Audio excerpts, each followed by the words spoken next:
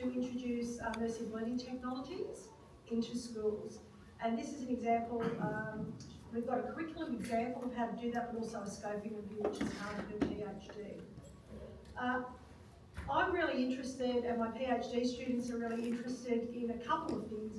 The first thing is how to empower teachers to use immersive learning technologies in schools, which can often be, we've discussed this previously, a little bit what would be termed chaotic. They're not lab environments, they're natural learning environments where lots of different things happen at the same time. And to coordinate kind of the technical, the pedagogical and the curricula with the learner takes a lot of effort and a lot of thought. However, we're also interested in leveraging the expertise of teachers who understand the curriculum very well, they understand the content very well, and they understand their learners very well. And how to bring this together so that they can create what we call units of work or lesson sequences that can align with the curriculum, that can give their students creative and powerful opportunities with this technology. So part of the issue is there's always a lot of discussion about the need for these 4 Cs. The OECD talk about it for the new work environment, but there's really not much work being done, research being done particularly, and there's not too many content creation tools being produced for students, just ordinary students, whether they're in secondary or vocational or higher education, to use in schools so that they too can be creative, so they can create their own VR content. So these kind of no-code, low-code content creation tools are a pathway forward for students and for teachers who aren't technically minded to be able to introduce the technology into schools and to scale up. There's obviously a lot of what we call learning affordances with these types of tools, but they are underused in schools. We're still in a very early stage in schooling and early stage in universities, I suggest. Architecture education offers a pathway in schools so that this technology can be used for creative purposes. So we've had a lot of talk at this in this session, in this workshop, about using VR for STEM learning, but not much for STEAM. So how can we introduce it into the arts and the humanities to offer students a whole range of experiences? Some of those experiences might be more about consumption, actually having a more or less passive experience with a virtual experience or an augmented reality experience, but it also might be a creative experience. And so we're very interested in architecture as a field that can be introduced or aligned to school curriculum that allows teachers to kind of harness the creative potential of both the technology and their students. And Ella is actually an architect by trade originally and then went into teaching. So she has a discipline knowledge in both areas. So she's conducted a scoping review as part of this, and the whole project looks at a scoping review. We've looked at the use of architecture education immersive learning technologies in architecture education, both in terms of higher education, where it's been used for a long time. Obviously, it's a spatial discipline that relies on design within space, but also within school-based settings.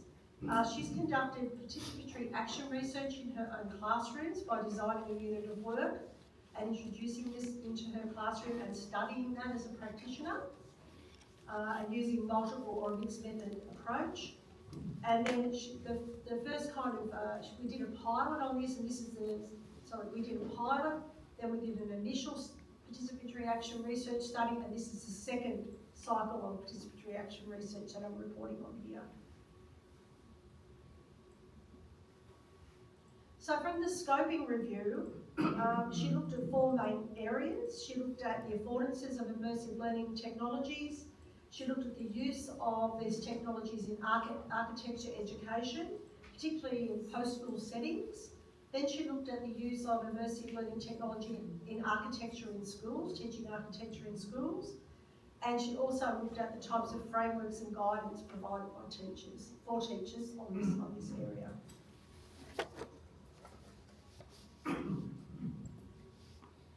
As part of the unit of work, she as part of the research, she created a unit of work because there's not too much, well, there's a lot of research on using immersive learning technologies in architecture in higher education in particular, to teach architects. There's not much in schools, so there's very little kind of understanding about how to actually design lesson sequences over time to use architecture as a vehicle for immersive learning. And she did this, to do this she had to look at the school curriculum, and in this case it's the school curriculum in her state. Australia has an Australian curriculum for K to 10, and then for senior curriculum, each state manages its own senior curriculum. And to do that, she looked at the creative arts curriculum within her state, which is South Australia, and designed a unit of work and implemented that with 13 and 16-year-olds who were taking this particular creative arts unit as part of their higher school certificate. And the focus was on sustainable architecture in this unit of work, where students were engaged with environmental principles and design practices to create eco-friendly structures. And they used a process called the Living Building Challenge, which is a design framework to produce designs, which would be urban designs that could sit in their own communities to demonstrate learning and understanding around sustainability. They use SketchUp and VR Sketch to iterate on their designs.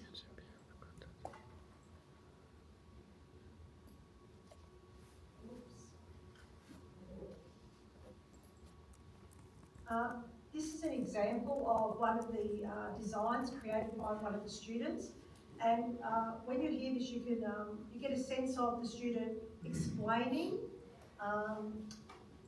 the space that they've created, explaining the kind of the design features of that space in terms of a VR walkthrough for the teacher.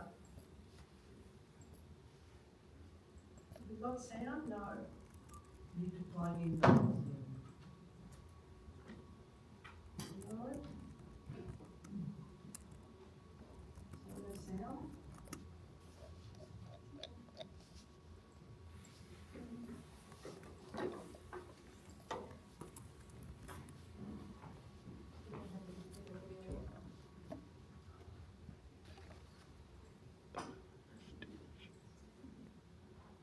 So now when I walk in, I'm looking out from the door. So we walk in and there's like the cafe de chai, the coffee machine, like the greenery wall. And I really like it. And there's like a plant on the end. And then now I'm like at the seating area. And I think there's like good space between like the counter and like where the seats would go. There's a good like walking area. And this part of the bar here being like too congested, but I think it will be fine. Like it looks fine enough because I'll have like the food casing around down like the bench here, if that makes sense. So I think I'm actually really happy with that, how it's looking. And I like how there's like the two green walls and then the rest are white. Because if they were all green, they looked a bit too much. So I'm really happy with how it's looking so far. It's a lot more easy to tell like sizing wise. Like the benches are the right size and just everything looks like a good size. Yeah, I was a bit worried about like if it was gonna look too small or too big. But I'm really happy with how it's looking now.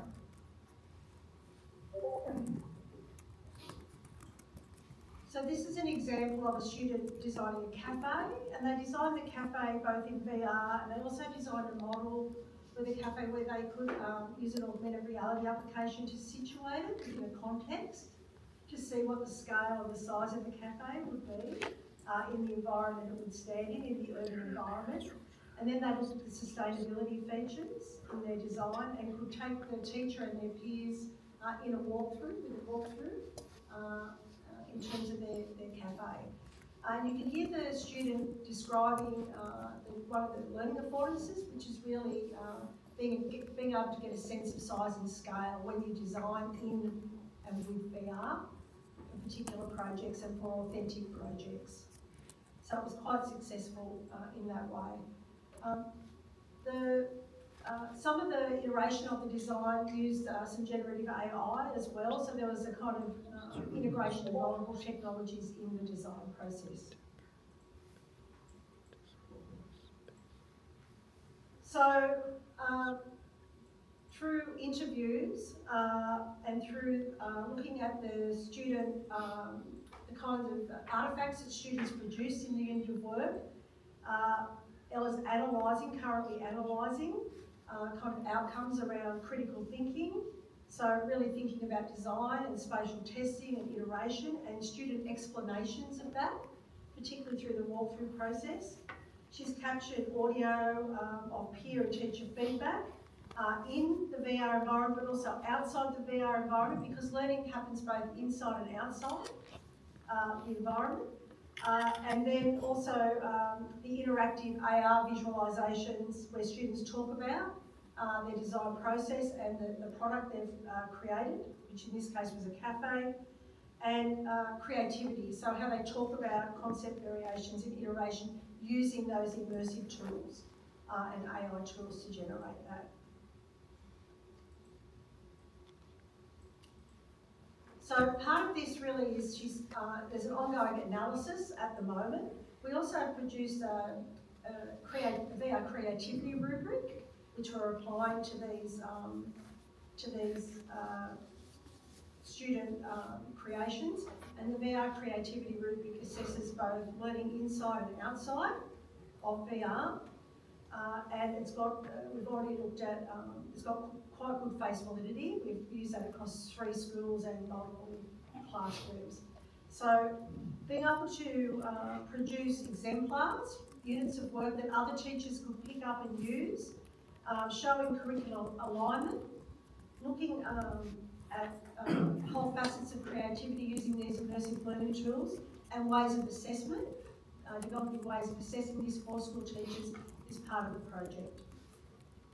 So thank you very much, and thank you, Ella, for conducting this study with her students and for her students' work in this area.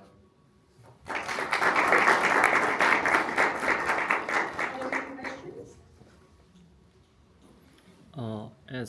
Thank you for your great presentation. As I am a science teacher who also uses VR content in class, and I'm also curious about the instructional stage involved.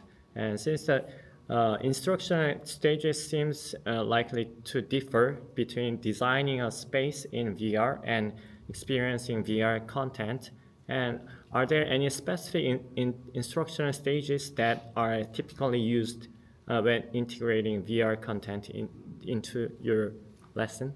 Yeah. So the process is that the teacher chooses an area of the curriculum that is good to spatialise. So it's all about spatialising the curriculum, and not all areas of the curriculum are good for spatialisation. So first of all, choose an area that is good to spatialise, and then the second component is particularly for when students are content creators, to think about easy to use tools for them.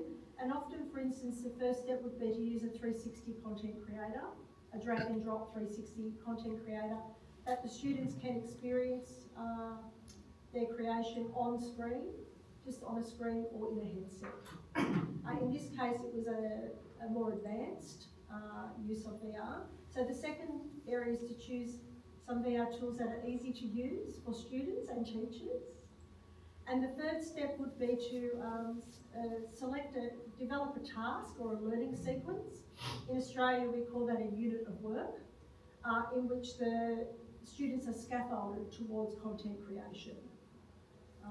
So in this case, there's it's a 4-week unit of work, with lessons over a number of weeks where they're scaffolded with particular tasks that they need to undertake in order to complete that. Yeah. And then for the students to share what they've made, so it's an authentic audience. They're producing their content for an authentic audience for evaluation and feedback throughout the design process, but also at the end. And then for them to demonstrate to you as a teacher what they know by walking through VR with the teacher and peers. And for that, they need to know this in their head. You can't have a machine tell you that.